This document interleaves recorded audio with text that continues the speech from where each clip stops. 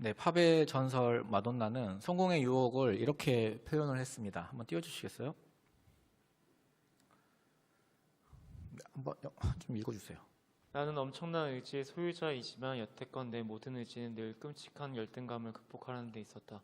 열등감의 주문을 깨면 등장은 특별한 사람이 되지만 다시 무대에 서면 내가 평범하고 재미없어 보인다. 늘 그 반복이다. 내 삶의 동력은 평범함에 대한 아찔한 두려움에서 온다. 그것이 늘 나를 몰아가고 또 몰아간다. 이미 대단한 존재가 되었음에도 여전히 내가 대단한 존재임을 증명해야 하기 때문이다. 내 고뇌는 끝난 적이 없으며 아마 영영 끝나지 않을 것이다. 네, 마돈나에게 성공이란 자신의 어떤 중요성과 자신의 가치를 느끼게 해주는 마약과도 같습니다. 그런데 이런 성취감이나 도취감이 금방 쉽게 사라져버려 다시 복용해야 합니다. 자꾸만 자신을 끊임없이 증명해야만 합니다. 그러므로 마돈나를 움직이는 내면의 진정한 동기는 기쁨이 아니라 두려움과 불안이라고 할 수 있습니다. 영화 불의 전차의 주인공도 실제 인물이죠. 이런 표현을 합니다. 비슷한 표현을 합니다. 올림픽 단거리 주자인 그에게 왜 달리느냐, 왜 뛰느냐 하는 질문에 이렇게 대답했습니다. 좋아서 달리는 게 아니라 중독자라서 그렇다. 요즘 헬스 중독자들을 헬창, 이제 초보자들을 이제 헬리니 이런 말을 쓰던데 주변에서 보면 헬스도 중독성이 굉장히 강한 것 같습니다. 그래서 저는 이제 가끔 헬스하는 사람들을 보면 이렇게 여자든 남자든 왜 이렇게 노출이 이렇게 심한 옷을 입고 하는가. 특히 남자들이 이렇게 지나치게 짧은 반바지에 이렇게 끈이 이렇게 축 처진 그 레슬링복 같은 극혐이에요. 제 개인적으로. 저는 더워서 그런 옷을 입는 줄 알았는데 대답을 듣고 보니 이해가 되었습니다. 근육의 움직임과 변화를 이렇게 운동을 하면서 확인을 하기 위해 그런 옷을 입는다는 것입니다. 그렇게 힘든 쇠질, 힘든 무게를 이렇게 드는 일에 중독되는 이유가 무엇일까요? 근육의 변화를 통하여서 땀 흘린 것에 대한 보상, 그 성취감을 바로 눈으로 확인할 수 있기 때문이 아니겠습니까? 다시 불의 전차 주인공 이야기로 돌아와서 나중에 그는 올림픽 100m 종목에 출전하기 전에 이렇게 인터뷰를 했습니다. 탄식했습니다. 여기도 한번 읽어주세요. 만족이라니 내 나이 24이 되도록 만족해 본 적이 없다. 끝없이 추구하면서도 무엇을 뒤쫓는지조차 모르겠다. 눈을 들어 1, 2m 너비의 저 트랙만 노려볼 것이다. 외로운 10초로 내 모든 존재의 정당성을 입증해야 하는데 과연 잘 될까? 마돈나의 이야기와 어떻게 보면 비슷하죠. 자신을 증명하기 위해서 자신의 정당성을, 내 존재의 정당성을 입증하기 위해서 이런 것에 매달린다는 것입니다. 고위 경영진을 상대하는 상담사 메리벨이라는 사람은 성취는 우리 시대의 술이다라는 이 글에서 이렇게 이야기했어요. 요즘 최고의 실력자들이 남용하는 것은 술이 아니라 자신의 인생이다. 성공했으니 좋은 일이 벌어진다. 프로젝트를 마치며 하늘이라도 날 듯한 기분이다. 하지만 그 감정은 영원하지 못해서 당신은 다시 보통으로 돌아간다. 그래서 새로운 프로젝트를 시작해야겠다라는 생각이 든다. 그래봐야 또 보통이지만 그래도 행복감이 좋으니 또 취해야 한다. 문제는 그 도취감이 오래가지 않는다는 것이다. 계약을 따내려 했는데 승인이 지나지 않았다고 하자. 당신의 자존감이 위태로워진다. 여태껏 자기 가치를 외부에서 얻었기 때문이다. 이런 주기가 반복되면 결국 고통의 단계로까지 떨어지는 일이 자꾸 더 잦아진다. 도취감도 별로 황홀하게 느껴지지 않는다. 저번에 무산됐던 것보다 더 큰 계약을 따낸다 해도 왠지 행복감이 뒤따르지 않는다. 다음에는 아예 보통으로 돌아갈 겨를도 없다. 다음번 계약을 성사시키려고 아주 혈안이 되기 때문이다. 성취 중독자도 나머지 모든 부류의 중독자와 다를 바 없다. 성취에 대한 중독도 알코올 중독이나 게임 중독, 쇼핑 중독과 마찬가지로 나머지 중독과 크게 다를 바가 없다는 것이죠. 팀켈러 목사님은 이 성취에 대해서 이렇게 이야기합니다. 결국 성취는 다음과 같은 중대한 질문에 제대로 답해주지 못합니다. 나는 누구인가? 내 진정한 가치는 무엇인가? 죽음을 어떻게 맞이할 것인가? 성취는 처음에만 신기루와 같은 대답을 내어놓습니다. 처음에는 행복감이 확 밀려들어 마치 우리가 성공했고 안으로 들어갔고 수용되었고 자신을 증명한 것처럼 느껴집니다. 하지만 이 만족감은 금세 사라집니다. 역사상 최고의 성취와 쾌락을 누린 사람이 있다면 저는 단연 솔로몬을 꼽을 수 있을 것 같습니다. 지금 현재 전 세계에서 가장 돈이 많은 부자 1위는 아마존의 창업자 제프 베조스가 차지하고 있습니다. 근데 한 학자가 솔로몬의 그 당시의 재산을 지금의 부자 세계 1위와 이렇게 비교한, 예전에 빌 게이츠가 1위였을 때 이렇게 비교해 놓은, 분석해 놓은 글을 읽은 적이 있는데, 빌 게이츠의 재산에 솔로몬의 재산이 오히려 몇 배 더 달했다는 것을 제가 읽은 적이 있습니다. 절대 뒤처지지 않을 것입니다. 주님의 말씀대로 너 이후에도 너와 같은 자가 없을 것이라는 말씀이 맞는 거예요. 그리고 아무리 돈이 많은 부자라고 할지라도 솔로몬과 비교해서 절대 비교조차 되지 않는 절대 항목이 하나가 있는데, 솔로몬은 후궁이 1000명이었어요. 여러분 상상이 되십니까? 와이프 이름을 다 기억하지 못했을 것 같아요. 정확히 이야기하면 700명의 후궁과 300명의 첩이 있었습니다. 절대적인 부와 쾌락, 모든 것, 성취를 완벽하게 다 누린 사람이었습니다. 역대하 우리 주만나 화요일거 본문을 보면은 솔로몬 이야기의 피날레라고 할 수 있습니다. 솔로몬의 부귀와 지혜와 그 영광을 총체적으로 묘사하고 있습니다. 그 모든 것들이 당시의 모든 열왕들보다 압도적으로 뛰어났음을 보여줍니다. 솔로몬은 해마다 666달란트의 금을 거두었는데 이게 금 23톤에 해당하는 엄청난 양입니다. 그러니까 이스라엘에는 그 은을 흔하게 여길 정도로, 귀하게 여기지 않을 정도로 금이 넘쳐났고, 주변의 열강들도 솔로몬에게 자발적으로 제물을 바쳤습니다. 금과 은과 코끼리 상아와 원숭이와 공작들이 넘쳐났고, 솔로몬의 재산과 지혜가 천하의 모든 왕들보다 컸다고 성경은 증언하고 있습니다. 그리고 솔로몬이 지닌 병력의 규모도 엄청났죠. 수없이 많은 병거의 수와 전쟁용 말을 위한 외양간을 4000개나 지었고 10,000명이 넘는 마병을 두었습니다. 은을 돌같이 흔하게 하고 당시 귀한 재료였던 백향목이 일반 평지에 뽕나무같이 많게 하였다고 기록하고 있습니다. 그러나 솔로몬의 그 엄청난 영광, 화려하고 그 엄청난 부 뒤에 타락의 조짐이 나타나기 시작합니다. 솔로몬은 하나님의 축복을 받아서 막대한 부를 쌓았고 주변 나라들의 위협에서 벗어났습니다. 그럼에도 불구하고 모든 왕들보다 뛰어나게 하신 하나님을 의지하기보다 무엇을 더 의지합니까? 조금 전에 말씀했듯이 전쟁용 말을 위한 예양간을 4000개나 지었고 10,000명이 넘는 마병을 둡니다. 이는 병마를 많이 두지 말라는 신명기 17장 16절에 하나님의 말씀을 정면으로 거역하는 것입니다. 열왕기상을 보면 이뿐만이 아니라 이방의 공주들과 그들과 화친을 맺기 위해서 그들과 결혼을 하고 우상 숭배하는 모습까지도 볼 수 있습니다. 왜 그럴까요, 도대체? 그 많은 것들을 소유하고도 왜 스스로의 힘과 스스로의 자원으로 하나님을 거역하면서까지 그런 일들을 벌였을까요? 아무리 많은 물질과 아무리 많은 성취와 아무리 많은 권력과 힘을 가지고 모든 것을 이루어도 인간의 마음은 결코 만족할 줄 모르고, 그런 것들이 우리 마음속에 있는 불안과 마음속의 두려움과 마음속의 염려를 제거하지 못한다는 것을 우리는 알 수 있습니다. 서론에서 팀켈러 목사님이 이야기한 것처럼 다음과 같은 중대한 질문에 제대로 답해주지 못합니다. 나는 누구인가? 내 진정한 가치는 무엇인가? 죽음을 어떻게 맞이할 것인가? 그래서 솔로몬은 전도서에서 어떻게 고백합니까? 그 모든 것들 다 누린 후에 헛되고 헛되니 헛되고 헛되도다. 모든 것이 다 헛되다라고 고백할 수밖에 없는 것입니다. 우리 주님은 누가복음 12장 27절에서 이렇게 말씀하셨습니다. 읽어주세요. 백합화를 생각하여 보라. 실도 만들지 않고 짜지도 아니하느니라. 그러나 내가 너희에게 말하노니 솔로몬의 모든 영광으로도 입은 것이 이 꼼 하나만큼 훌륭하지 못하였느니라. 세계 최고의 부자였어요. 역대급 부자였습니다. 그럼에도 불구하고 솔로몬의 모든 영광으로도 입은 것이 이 들에 피인 백합화만큼 훌륭하지 못하다고 주님께서 말씀하십니다. 이 말씀에 비추어 보면 솔로몬의 그 엄청난 성취와 그 화려한 영광도 얼마나 허무하게 느껴지는지 모릅니다.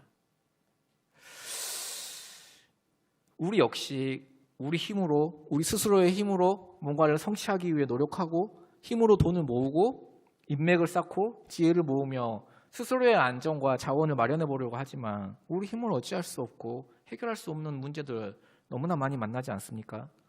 인간이 만들어낸 어떠한 그 영광으로도 하나님께서 들에 피게 하신 백합화만큼 훌륭하지 못합니다.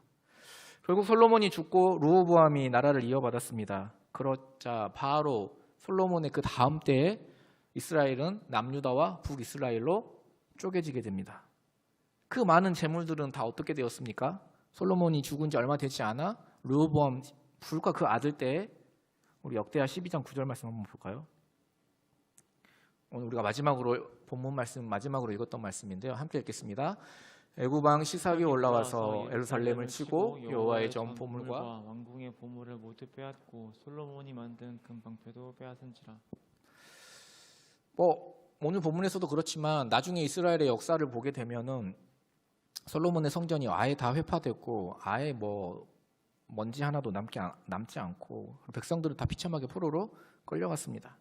하나님께서 우리의 인생을 붙들지 아니하시면 우리의 인생은 어떤 성취를 이루어도 너무나 허무합니다. 솔로몬의 고백처럼 헛되고 헛되니 모든 것이 헛되다라고 고백할 수밖에 없습니다. 저는 우리 청년들이 세상에 헛된 것 의지하지 않고 하나님만 의지하기를 소망합니다. 우리가 하나님 앞에서 겸비하고 겸손히 하나님을 경외하며 하나님을 알아가고 이 땅의 것, 그러니까 전도서의 표현에 의하면 해 아래 것, 해 아래 것이 아니라 해 위의 것을 소망하며 살아갈 때 우리는 진정으로 이 땅의 부수적인 것들을 진정으로 누릴 수 있는 것이죠. 신약의 복음서에서는 스바 여왕의 이야기를 인용해서 그녀는 비록 이방인이었지만 솔로몬의 지혜를 듣고 믿는 자로 인용하시면서 솔로몬보다 더 큰 왕, 그러니까 솔로몬은 그림자에 불과하고 진정한 왕이신 예수님으로 인하여서 도래하는 하나님의 나라가 임하였음에도 불구하고 믿지 못하는 이 약한 세대를 정죄하시는 주님의 모습을 볼 수 있습니다. 주님이 지금의 이 시대를 보시면서 어떻게 말씀하실까요? 제가 대학 다닐 때, 특히 신입생 때 우리의 모든 관심은 술과 유흥과 그리고 여자였어요. 연애. 그때는 지금처럼 이렇게 학점이 중요하던 시기는 아니었습니다. 저도 그 속에 섞여서 생활해 보았습니다. 아무리 술을 마셔도, 아무리 재밌게 놀아도, 아무리 연애를 뜨겁게 해도 마음속에 깊은 곳에 갈망과 허무함은 채워지지 않는다는 것을 보게 되었습니다. 그런 것에 집착하면 집착할수록 마음의 허기와 갈증은 더 심해진다는 것을 보게 되었습니다. 지금 세대는 하나님께 무관심한 세대라고 말합니다. 하나님께 무관심할 뿐만 아니라 종교 자체에 무관심하죠. 종교를 불필요한 것이라고 생각합니다.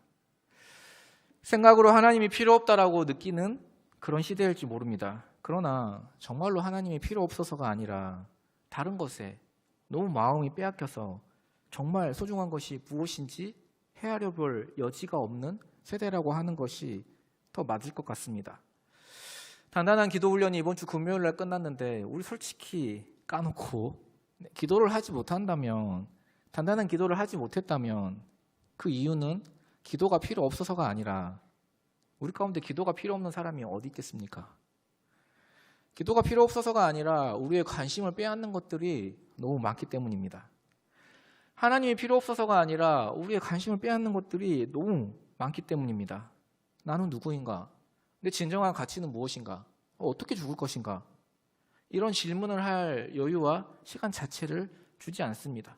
불의 전차의 주인공처럼 앞만 보며 달려갑니다. 기도할 필요가 없다기보다는 기도할 삶에 여유가 없습니다. 그래서 어쩌면 더 불쌍한, 그래서 더 역설적으로 더 비참한, 그래서 역설적으로 더 과거보다 하나님이 더 절실히 간절히 필요한 세대라고 할 수 있습니다. 저는 부동산 가격이 치솟는다는 소식을 들을 때마다 집 없는 사람들이 걱정됩니다. 저도 집이 없기 때문에 더욱 그렇습니다. 특별히 결혼을 앞둔 청년들이 집 구하는 문제를 걱정하고 어려움 겪는 모습을 볼 때마다 마음이 좀 짠해요. 여러분들 앞으로 결혼을 생각하려면은 집 문제가 결코 쉬운 문제는 아닐 거예요. 집값이 올라간 이유가 뭡니까? 정부의 잘못된 정책 때문입니까? 물론 그것도 한몫하긴 했죠. 그러나 근본적으로는 가진 자들의 탐욕이 가장 큰 이유가 아니겠습니까? 그러나 부동산 값이 아무리 올라도 집을 가진 사람들에게는 그것이 만족이 되지 못하고 안전을 주지 못합니다. 그들은 더 많은 것을 소유하기 위해, 더 많은 이익을 얻기 위해 탐욕을 멈추지 않을 것입니다. 집값이 앞으로 더 오를 것인가 떨어질 것인가? 떨어지진 않을 거예요. 사람들은 탐욕으로 인해서 떨어지는 것은 결코 쉽지 않을 것입니다. 정부의 정책이 어떻게 바뀌든 집값이 떨어지는 건 쉽지 않을 거예요.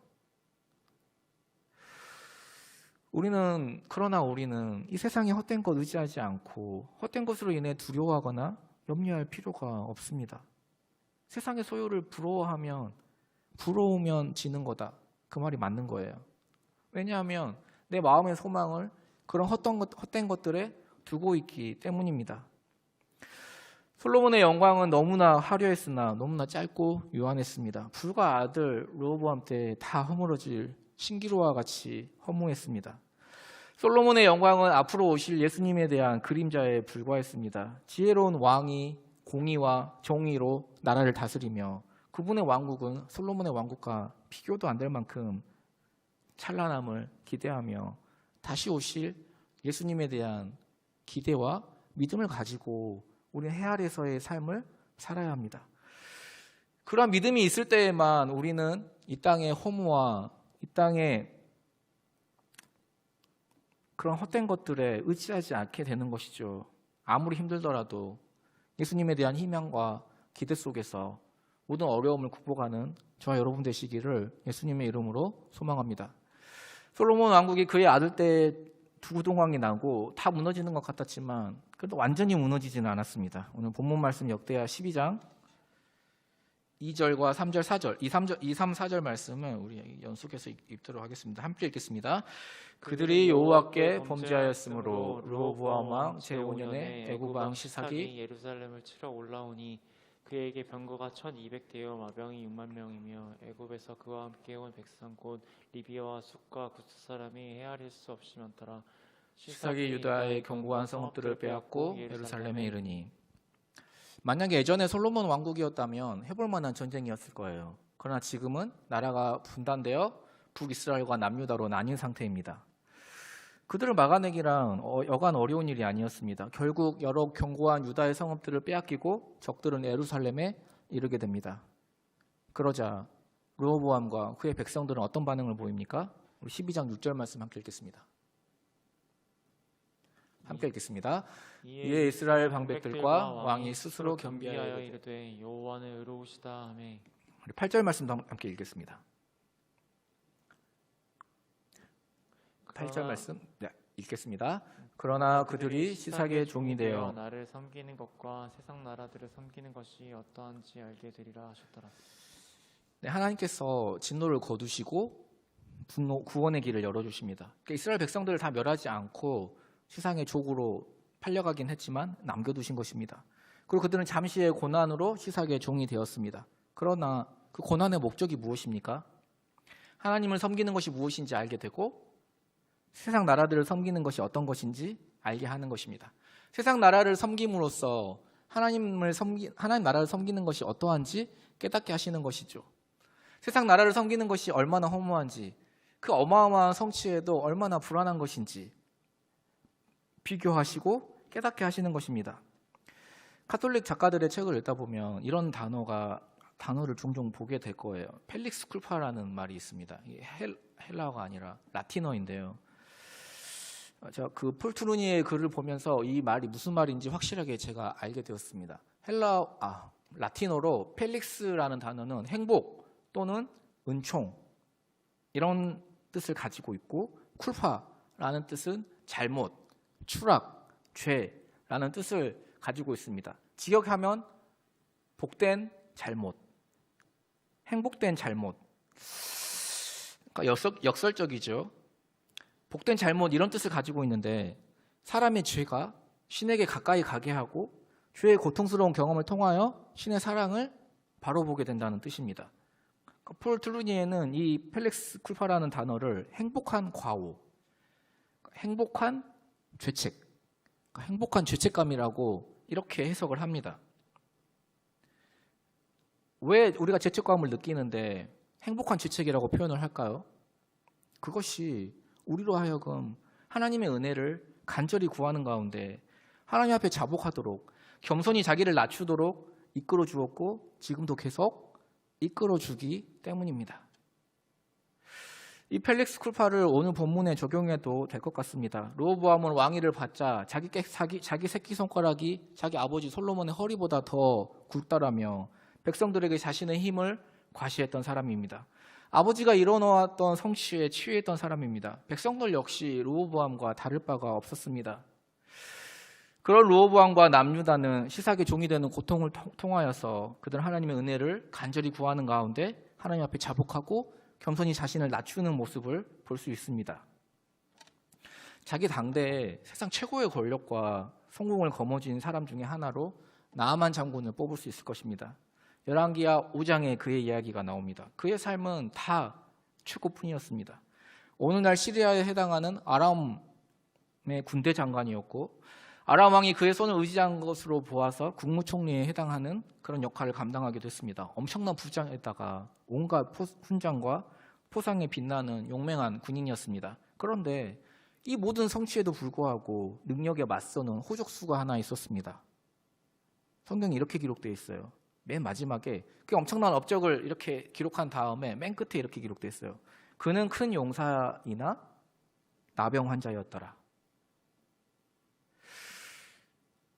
성경은 나아만의 명예와 성취를 쭉 누려놓다가 돌연 이 모든 것에도 불구하고 그가 죽은 목숨이나 다름없다고 덧붙입니다. 그때의 나병은 지금의 암보다 더 무서운 비참한 질병이었죠. 나아만은 재물, 무공, 대중의 환호와 인기 모든 것을 다 갖추었으나 그 속에서 말 그대로 무너져 내리고 있었습니다. C.S. 루이스는 성공의 가장 큰 동기적 욕구 중에 하나는 핵심 집단에 들어가고 싶은 마음이라고 그렇게 이야기했습니다. 그러니까 쉽게 말하면 인싸가 되고 싶은 마음이죠. 강남의 고급 아파트에 살고 벤츠, S클래스를 몰고 다니고 서울대에 다니고 이런 성공한 집단에 들고 싶어하는 마음, 그리고 자기가 정말 중요한 이들에게 받아들여진다는 그런 짜릿한 경험을 하는 것입니다. 나아만은 모든 성공을 다 거머쥐었으나 나병으로 인해서 모든 것이 무너졌습니다. 그로 인해서 핵심 집단에 들어갈 수가 없었습니다. 나아만의 나병이 현실을 대변해 주듯이 성공은 우리가 바라는 만족을 가져다 줄 수 없습니다. 그러는 중에 나아만의 아내가 부리던 여종 중에 하나가 이스라엘에서 끌려온 여종이죠. 그 여자아이가 이스라엘의 위대한 선지자를 소개했습니다. 지푸라기라도 잡는 절박한 심정으로 나아만은 엘리사에게 치료를 받기 위해 이스라엘로 떠났습니다. 은 10달란트와 금 6,000개와 의복 10벌은 물론이고 이스라엘 왕에게 보내는 아람 왕의 추천서도 가지고 갔습니다. 나아만은 이스라엘 왕에게 엘리사에게 가지 않죠. 바로 이스라엘 왕에게 직행합니다. 그리고 편지와 돈을 건넸습니다. 제물과 편지를 보고 왕이 선지자에게 치료를 명하라 할 것이라고 생각했고 그러면 자신은 성한 몸으로 돌아가면 될 터였습니다. 자신의 성공으로 이 모든 문제를 해결할 수 있다고 생각한 것입니다. 하나님만이 하실 수 있는 일이 있음을 그는 몰랐던 것입니다. 우리 열왕기하 5장 7절 말씀 한번 볼까요? 5장 7절 말씀 함께 읽겠습니다. 시작. 이스라엘 왕이 그 글을 읽고 자기 옷을 찢으며 이르되 내가 사람을 죽이고 살리는 하나님이냐 그가 어찌하여 사람을 내게로 보내 그의 나병을 고치려 하느냐 너희는 깊이 생각하고 저 왕이 틈을 타서 나와 더불어 시비하려 함인 줄 알라 하니라. 저 구절이 사실은 세상의 종교와 하나님 나라의 복음이 어떤 차이가 있는지를 보여주는 구절입니다. 나아만과 아람 왕은 이스라엘 종교도 실제로는 세상의 종교와 똑같이 작용한다고 믿었습니다. 그들에게 종교란 사회를 통치하는 수단이었습니다. 종교의 작동 원리는 신 또는 하나님이 착하게 사는 사람에게 복과 형통을 준다는 것입니다. 노력하는 사람에게 복과 형통을 준다는 것입니다. 그러니 하나님과 제일 가까운 사람은 당연히 사회에서 가장 성공한 이들입니다. 그들이야말로 하나님께 무엇이든지 원하는 대로 받을 것입니다. 따라서 전통 종교가 늘 예상하는 대로 신은 외부인이나 실패자가 아니라 성공한 부류를 통해서 일합니다. 그래서 나아만도 곧장 왕에게 갔던 것입니다. 그러나 이스라엘 왕은 어떻게 대답합니까? 내가 사람을 죽이고 살리는 하나님이냐? 라며 탄식합니다. 아람 왕이 시비를 걸어서 자신의 백성들과 우리나라와 전쟁을 하려는 것으로 오해합니다. 자신은 옷을 찢지요. 아람 왕이야 알 리가 없었겠지만 이스라엘의 하나님은 다르시며 왕 자신은 나아만의 치료를 감히 선지자에게 명할 수 없었기 때문입니다. 이스라엘의 하나님은 인간의 수준과 인간의 생각에 노란하지 않으십니다. 돈으로 매수하거나 성공한 지위로 비위를 맞출 수 있는 대상도 아니었습니다.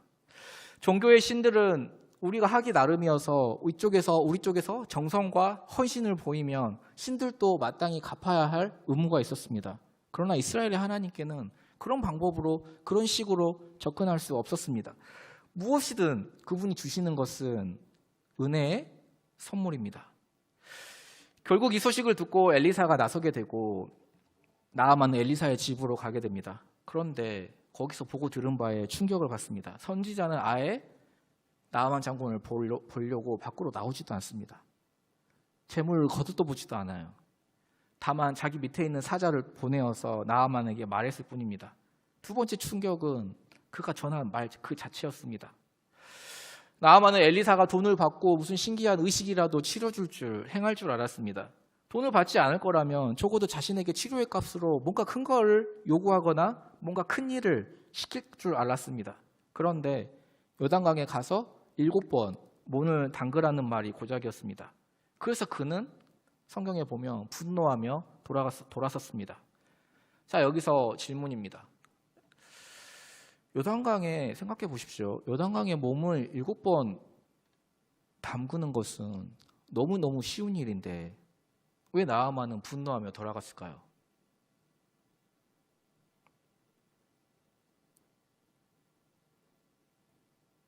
이거 맞추면은 단단한 기도 훈련 37번 다 한 거로 제가 인정해 드리겠습니다. 그 답은 너무 쉬웠기 때문입니다. 너무 쉬웠기 때문에 나아만에게는 어려웠던 거예요. 인간을 순전히 은혜로 대하시는 하나님과 맞닥뜨린 것입니다. 하나님은 은혜의 하나님이며 그분의 구원은 내가 뭘 해서 얻어내는 게 아니라 거저 받을 수 있을 뿐입니다. 나아만이 화가 났던 것은 자신에게 거창한 일을 시킬 거라는 예상이 보기 좋게 빗나갔기 때문입니다. 만약에 일반인들이 하기 어려운 요청이나 어려운 수준의 것들을 요구했다면 그의 세계관과 그의 종교관과 딱 맞아떨어졌을 거예요. 그런데 엘리사의 메시지는 나아만에게 너무나 모욕적이었습니다. 요단강에 내려가 물장구를 치는 것은 어린 아이나 바보, 할아버지, 누구라도 할 수 있는 일이었습니다. 어떤 능력이나 어떤 성취가 필요한 것이 전혀 아니었습니다. 바로 그거예요. 구원이란 선하든 악하든 관계없이 강하든지 약하든지 누구나 받을 수 있는 것입니다. 하나님은 은혜의 하나님이시며 그분의 구원은 얻어내는 것이 아니라 선물로 거저 받을 뿐입니다. 이것을 알기 전까지는 나아만도 그렇고 르호보암도 그렇고 계속 헛된 성취와 우상의 노예로 살아갈 수밖에 없을 것입니다. 세상에 헛된 것들이 결코 줄 수 없는 만족과 만족의 의미를 계속 우상을 통해 얻어내려고 할 것입니다. 오로지 이 하나님의 은혜를, 값없이 주어지는 하나님의 은혜를 깨달을 때야만 그는 자신도 비로소 자신의 성공도 하나님이 주신 선물임을 알게 될 것입니다. 물론 본인도 성공을 위해 많이 노력했겠죠. 하지만 하나님이 그에게 재능과 능력과 기회를 주셨기 때문에 그렇기 때문에 가능한 일이었습니다. 평생 하나님의 은혜에 우존해 왔었는데 자신만 그것을 몰랐을 뿐입니다. 요컨대 그냥 몸을 씻으라는 명령은 너무 쉬워서 어려웠습니다. 나아만이 그대로 순종하기 위해서는 자신의 한없는 연약함과 무력함을 인정하고 구원을 값없는 선물로 받아들여야만 했던 것이죠. 하나님의 은혜를 원하는 사람은 결국 펠릭스 쿨파, 다시 해석하면 복된 결핍만 있으면 됩니다. 즉 아무것도 없으면 됩니다. 그런데 우리 인간에게는 이런 겸손과 이런 겸비함이 너무나 어렵습니다. 이런 무력함을 인정하기가 너무 어려워요. 우리는 자꾸만 하나님 앞에서 뭔가를 내세우려고 합니다. 자꾸 하나님 제가 이만큼 했습니다. 하나님 저 단단한 기도 올려 한 번도 안 빠졌습니다. 하나님 제가 수고하고 노력하고 고생한 것 좀 보십시오. 라고 말합니다. 물론 모두가 다 은혜로 시작해요. 은혜로 시작하지만 점점 신앙의 연수가 길어지면서 바리새인 서기관들처럼 자꾸만 뭔가를 율법적으로 지키려고 하고 지켜냄으로 인해서 뭔가를 얻어내려고 하고 자꾸 하나님만 거래하려고 하고 자꾸 자신의 성취를 내세웁니다. 그러나 하나님은 그냥 씻기만을 원하십니다. 우리가 그분만 바라보기를 원하십니다. 제가 새가족부를 맡았을 때 제가 가장 중요하게 생각하는 유화가 하나 있습니다. 울타리팀 교육을 해보신 분들은 너무나도 잘 알 거예요. 한 아이가 엄마 몰래 슈퍼마켓에서 과자를 훔쳐먹기 시작했습니다. 시간이 얼마 지나자 주인 아저씨가 눈치를 챘어요. 돈이 자꾸 모자라서 눈여겨보던 중에 아이가 과자를 훔치는 장면을 목격한 거예요.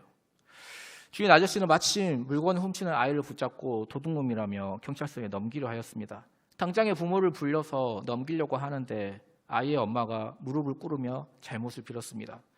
모든 것을 배상하고 경찰의 처분도 자신이 대신 받겠다고 하자 주인은 간신히 진정이 되었습니다. 그리고 아이가 훔쳐먹은 과자값 대략의 10배가 넘는 50만 원도 지불하였습니다. 모든 것은 지불되었고 슈퍼마켓 주인은 아이를 용서해 주었습니다. 다시는 이런 짓 하지 말아라. 아저씨 가게 앞으로 자주 놀러와. 아이는 당당하게 슈퍼마켓을 드나들 수 있게 되었습니다. 그런데도 불구하고 이 아이는 늘 주인 아저씨를 피해서 도망다니곤 했습니다. 자, 여기까지 새가족들에게 읽게 한 다음에 질문입니다. 방금의 이 예화에서 아이가 이전처럼 자유롭게 슈퍼마켓을 드나들 수 있는, 당당하게 슈퍼마켓을 드나들 수 있는 방법은 무엇일까요? 다시 말하면 죄로부터 우리가 완전히 자유함을 얻는 방법이 무엇일까요? 이 질문에 의외로 상당히 많은 사람들이, 다른 교회에서 신앙생활을 하다가 오셨다고 하는 분들도, 심지어 직분을 받으신 분들도 이렇게 대답합니다. 아이가 용서를 빌어야 합니다. 이렇게 대답하신 분들에게는 제가 다시 질문합니다. 그렇다면 슈퍼마켓 아저씨가 이 아이를 용서해 준 것은 아이가 용서를 빌었기 때문입니까? 아니면 어머니가 용서를 빌고 죄값을 치루었기 때문입니까? 맞습니다. 어머니가 용서를 빌고 죄값을 치루었기 때문입니다. 아이가 설령 용서를 구했을지라도 주인 아저씨는 용서해주지 않았을 확률이 크며 아이는 죄값을 지불할 능력 자체가 없습니다. 자, 그렇다면 이 아이가 우리가 죄로부터 자유함을 얻는 방법은 무엇입니까? 아저씨가 엄마를 통해서 자신을 용서해 주었다는 사실을 믿는 것입니다. 이것이 당신을 위해 준비된 십자가의 선물입니다. 받으시겠습니까? 그러나 많은 사람들이 나아만처럼 생각합니다. 너무 쉬워서 받기 어려워합니다. 자신들이 무엇인가를 자꾸 행하고 노력해야 한다고 생각합니다. 말씀을 들을 때는 은혜로 듣고 깨닫지만 자꾸 실제 생활에서는 열심히 헌금하고 봉사하고 기도하고 신앙생활하고 이런 것들을 통해서 하나님 앞에 떳떳해지려고 하고 자신에게 떳떳해지려고 합니다. 이런 것들을 통하여서 죄책감에서 벗어나려고 합니다. 그러나 진정한 겸비함이란 자신의 한없는 연약함과 무력함을 인정하는 것입니다. 구원을 값없는 선물로 받아들이는 것입니다. 오늘 본문에서도 르호보암과 백성들이 하나님 앞에서 겸비했다고 했습니다. 그 뜻이 무엇일까요? 애굽왕 시삭의 그 무력 앞에서, 그 군대 앞에서 자신들은 아무것도 아니었음을, 아무것도 아닌 존재임을 철저하게 깨닫는 것입니다. 오늘 본문에서 하나님께서 예루살렘을 치면서 굳이 여호와의 전 보물과 자신의 성전인데 말이죠, 왕궁의 보물을 모두 다 빼앗기도록 하신 이유가 무엇일까요? 솔로몬이 지은 엄청난 그 성전이 그토록 허무하게 바로 그 자식 때에 이런 수모를 당하게 하신 이유가 무엇일까요? 그들이 그 엄청난 규모의 성전과 그런 금으로 만든 화려한 방패들, 금으로 만든 화려한 기물들, 자꾸만 자신들이 행했던 그 무언가로 하나님 앞에 떳떳해지려고 하고, 이런 것들을 통해서 위기에서 벗어나려고 하고, 이런 것들을 통해서 죄책감에서 벗어나려고 했기 때문입니다. 그들은 진정한 겸비함이 무엇인지 배워야만 했습니다. 우리도 살아가면서 많은 고난과 죄책감을 느끼며 살아갑니다. 근데 이 죄책감이 우리에게 잘못 발동하게 되면은 이 죄책감을 없애기 위해서 자꾸만 우리의 행위로 뭔가를 더 하려고 해요. 기도를 더 해야 된다. 하나님이 나에게 이런 고난을 주시는 이유는 내가 잘못 살아서 하나님이 나를 치셨기 때문이다. 내가 이렇게 해야 하는데 이런 것이다. 그러나 우리는 펠릭스 쿨파라는 말을 잘 기억하셔야 합니다. 우리는 죄책감을 뼈저리게 느끼는 동시에 은혜를 뼈저리게 인식하는 존재입니다. 행복한 죄책. 펠릭스 쿨파. 우리는 우리의 온갖 절망과 연약함과 타락에도 불구하고 있는 모습 그대로 우리를 받으시는 하나님의 은혜가 얼마나 광대한지를 더 깊이 이해하게 됩니다. 그러므로 하나님의 은혜는 우리에게 죄책을 제거하는 것이 아니라 정죄를 제거합니다. 무슨 말이에요? 그러므로 이제 그리스도 예수 안에서 안에 있는 자에게는 결코 정죄함이 없나니. 하나님께서는 때로는 고난과 죄책감을 통해서 펠릭스 쿨파, 행복한 죄책, 죄를 민감하게 인식하게 하십니다. 그럴 때 우리는 이 땅의 것, 해 아래 것이 아닌 위에 계신 하나님 앞에 진정으로 겸비하며 하나님을 겸손히 알아가고 하나님을 경외할 때 비로소 우리는 해 아래의 것들, 이 땅의 부수적인 것들을 진정으로 누릴 수 있게 될 것입니다. 이러한 은혜를 누리시기를 예수님의 이름으로 소망합니다.